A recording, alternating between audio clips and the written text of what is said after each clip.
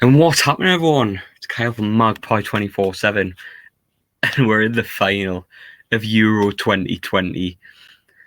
I mean, I didn't see it coming. I'm not gonna lie. I'm, I'm actually over the moon. It's been an interesting 24 hours. It really has. Sorry for the delay on the video, by the way. It should have came out this morning. Because I was gonna do it yesterday, but yeah, got caught up in all the afters. But yeah, it was delayed this morning because I actually actually graduated today from uni and stuff, and I managed to get a 2-1. So it's the second highest grade, and yeah, I've managed to do well at uni, so I'm well chuffed. And England obviously go through the next round as well, which is why we're all here. That's why we're all here. But yeah, we didn't make it easy for ourselves, did we? It was a bit of a difficult one. We didn't start the game well, and then Jordan Pickford decided to not save the free kick as we'll go 1-0 down and concede our first goal of the tournament. Mind if he had normal sized arms, he would have saved that free kick.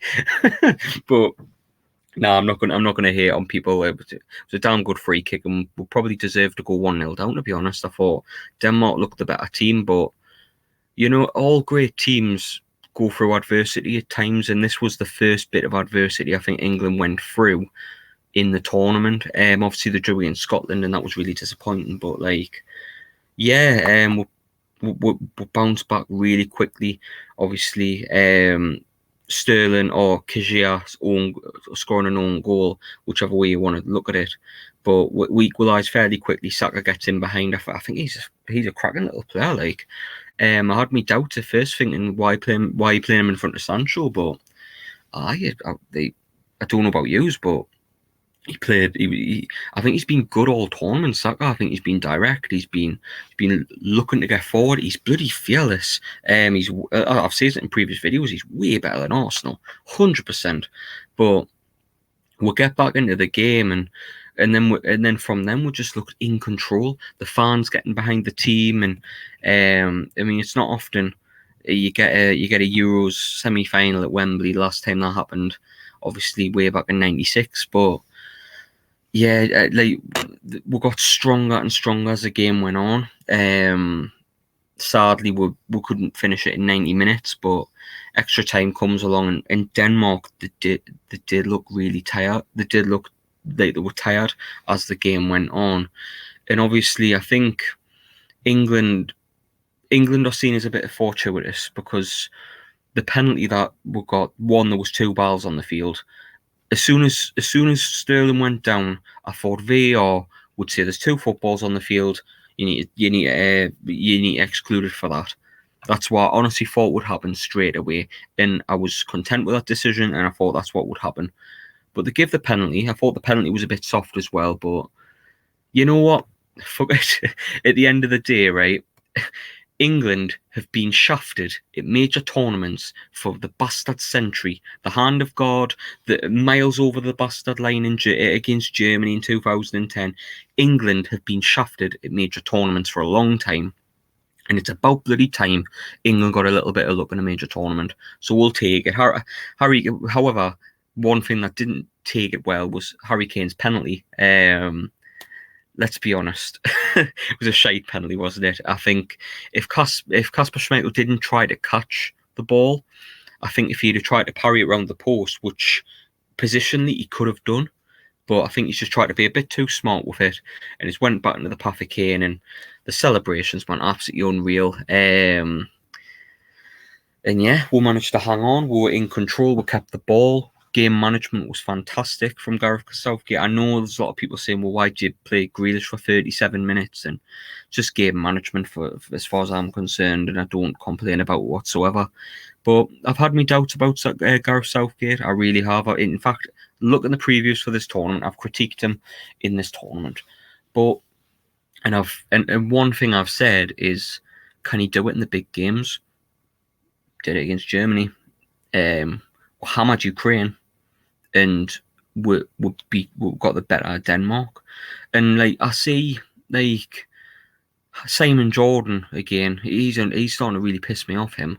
especially with his stuff about Amanda Staveley. Like, did you see that? Like, how much of a flipping arsehole do you have to be to like call someone a scumbag on your little radio show? It's pathetic. But anyway, I'm going slightly off topic. But well, England should be getting to the final almost, and it's like who do you think? It's just like I think he's copying. Like, if you watch UFC or boxing or basketball or like American sports, there's this bloke called Stephen A. Smith, right? And his job is literally to spout the most controversial shit going and have hot takes, as he'll call it, right? That's what the Americans call it. He doesn't believe these opinions, but he says them because he knows traffic will get to the website or traffic will get onto, oh, yeah, what you're talking about, the comments and all that. Just a walking, talking PR machine. That's all you are, Simon Jordan. We should be getting to the final.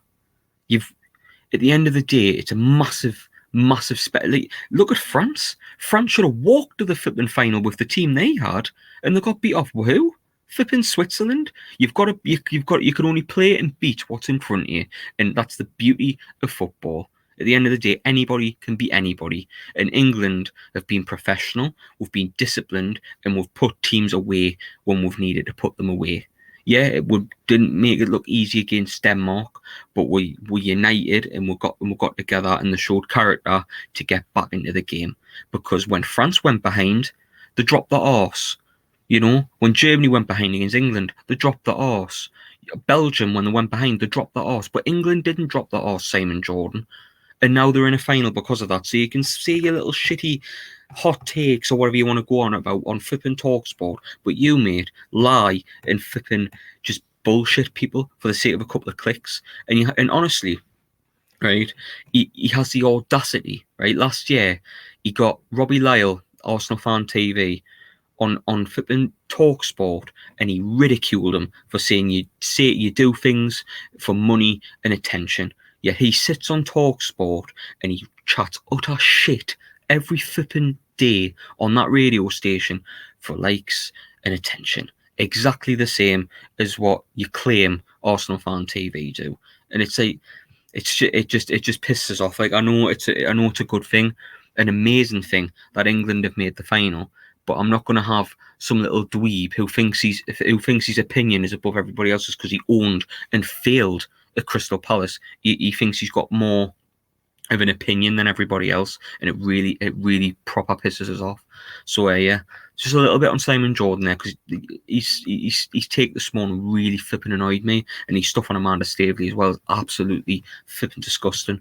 But anyway, enough of him. We'll get him out the way. England in a final. Now, can we do it? Because I've said the last couple of videos I'd do a preview, and like it hasn't ended up happening, but I'm going to do a little bit of a preview here for the Italy game. Can England do it? Can we beat them? Can we beat Italy? Italy throughout the tournament have looked resolute. They've looked strong. They've looked bloody brilliant on the wings, and they've looked probably the strongest outfit in the tournament, and I think they deserve to be in the final. They looked a bit shaky against Austria, but other than that, I think the Italians have looked bloody good, and they've managed to redeem themselves from not qualifying for the last World Cup by making this final. Can England do it though? They haven't been beaten 2 years, and like the way I see it, like I've been like my mates have been like, it's Spain you want Spain, and it's like, nah, I want Italy, because the way I've seen it, right, is I don't want, if we win this tournament, I don't want people to say, oh, well, he's fluked it. All the big teams got knocked each other out and he's got an easy run to the final. I want to verse the best team and beat them, because that would solidify England as just, undisputed. You've won it, fair enough. Nobody can say anything if we beat Italy on Sunday. No one. Because at the end of the day, do I think we can? It would be, I think it's going to be a difficult game. I'm not going to lie. I think Italy are a very, very strong team. But if England play like they did against Ukraine, where they're good on the ball, Sterling causing havoc on the wings, you play Saka, who will get at the defence and will look strong in the midfield with Phillips and Rice. and the two defend, and obviously Harry Maguire's playing very well, and keep utilising Luke Shaw going forward, I think there's a real possibility England could do it. It's going to be difficult. It is the first half an hour and all the build up is going to be it's going to be shaky, right? But I think if we can settle into the game against Italy, I think if we can just calm the nerves, get on the ball, get a bit comfortable, because Italy are good at defending. Like the team that hasn't been beaten competition for 2 years, it's going to be a tough outfit for them. And they've went through the hard part of the draw to get to the final. So for me, I think with England, we've just got to take our chances. Got to settle into the game first 10, 20 minutes, not concede an early goal, and just settle into it. Because, like, I don't know, like, reverse back to Germany, right? We settled into that game and we got better as the game went on, and they couldn't live with it by the second half. My hope is we'll kind of do that again, and we'll play on the front foot. We'll build into the game. We did look shaky against Germany, and I am concerned about an early goal potentially for Italy. But I'm confident in this team. I'm confident of the fight it has, because it's got some great leaders in that team, like leaders that have won shit in the last few years. So it just seems like they've all united behind Gareth Southgate and Graham Jones, by the way. But they've united behind the manager, and they're fighting for every ball. They're fighting for everything. And that's what you want. So even if we do concede an early goal, I have every faith England can get back into the game. If we concede 2, it'll be difficult. But I think if we can just settle in, get on the ball, create some good chances, get Sterling and Shaw utilised in the game, get them playing together and get them working, because I think they've been a major part of England's attack this tournament. And then I think if we can nick it, and then it's coming home, right? I mean, but I still, for some reason, the one thing I've done, I've been negative all tournament. I've been like, they'll not do it, they'll not do it, they'll not do it. And I'm going to stick to that. I think England aren't going to do it. They're not going to win the final, because we've got to be. Because, yeah, it's just, it's been kind of an omen to say, oh well, England are going to get beat Southgate shit, and we'll stick with that. So I'm going to say Italy are going to win this one, and hopefully, right? Hopefully we'll get to the. Hopefully the roles are reversed, and hopefully this time on Monday, Black Monday, if you're going into work, by the way, if we win, yeah, I don't think many are going to be into work on Monday, let's be honest. But yeah, hopefully by Monday, when we sit down to do a video or podcast, whatever me and Paul are going to do, hopefully we're Euro 2020 champions, and I think the country would be absolutely flipping buzzing. Fingers crossed. Hopefully it comes home. But in terms of Magpie 24/7, we'll have a reaction to the England game. I think if we win, we'll do a podcast for sure, because we haven't done a podcast in a couple of weeks anyway. So I'd like to do one with Paul. Haven't caught up with him in a couple of weeks. So it would be nice to do that. As well as that, I think with all the takeover talk that's been going on recently, I think that now needs a podcast from one. So I think we'll be looking at that in the next couple of days. But as well as that I think it's coming up to a year since Magpie 24/7 started. So I think not a tribute podcast, because I think we did that when we first went onto YouTube, but more of a tribute video, because I think the first year has been like, it's been insane. And yeah, there's been a couple of things, but like, not everything's smooth sailing. But nearly a year on, and like, there's so many supporting, we're messaging on a daily basis and that. And at the end of the day, we're not going to claim to be something we're not. You know what I mean? It's not Sky Sports or whatever it may be.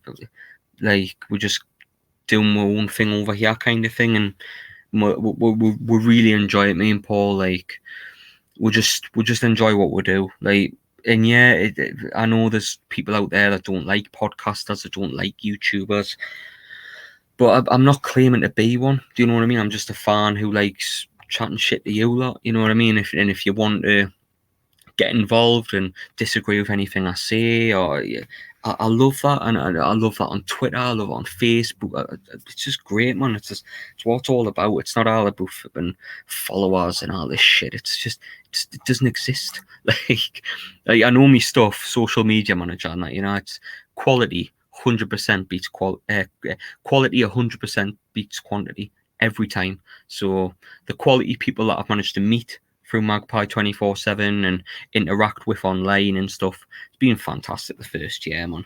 It has, honestly, and hopefully for once we've actually got something to celebrate. The Euros, hopefully the takeover. I'm asking for too much, probably, but yeah, it's been a good first year for Magpie 24/7, and he has the many more.